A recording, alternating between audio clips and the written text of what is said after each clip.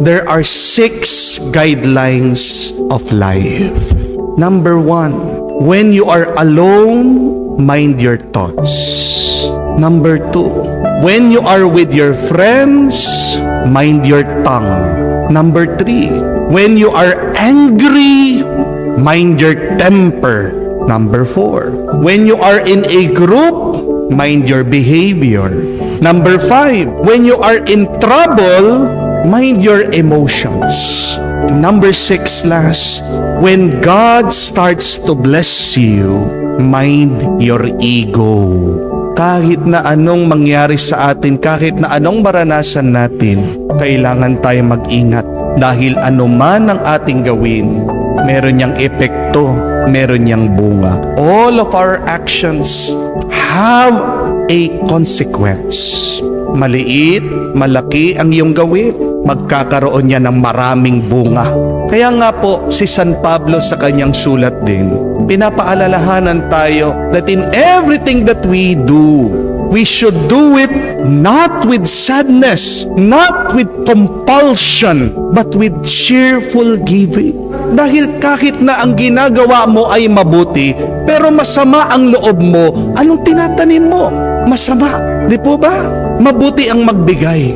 Pero kung masama naman ang iyong muka, ang iyong pananalita habang ikaw ay nagbibigay, masasabi mo pa ba na mabuti yung iyong ginagawa?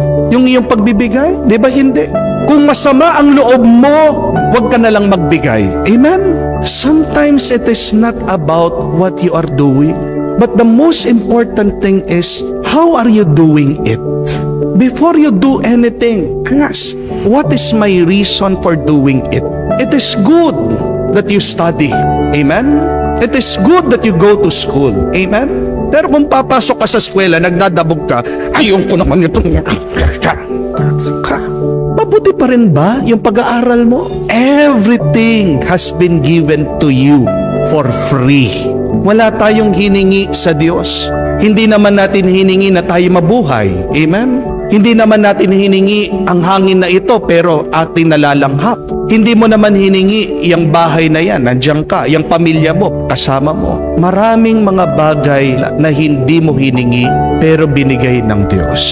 At pagdating ng araw, pag namatay ka na, iiwanan mo ang mga bagay na ito. Bakit ka malulungkot? Wala kang hiningi, wala ka naman dadalhin. Be happy, enjoy life. Amen? But second, kahit na sabihin mo may kabiguan sa buhay, yang problemang yan, ginagamit ng Diyos para magkaroon ka ng bagong buhay, bagong grasya sa iyong karanasan.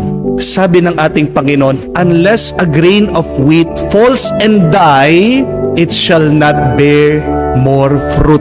Kahit sa kamatayan o pagkasira ng buto, ay may tutubo o usbong at lilitaw na magandang bunga.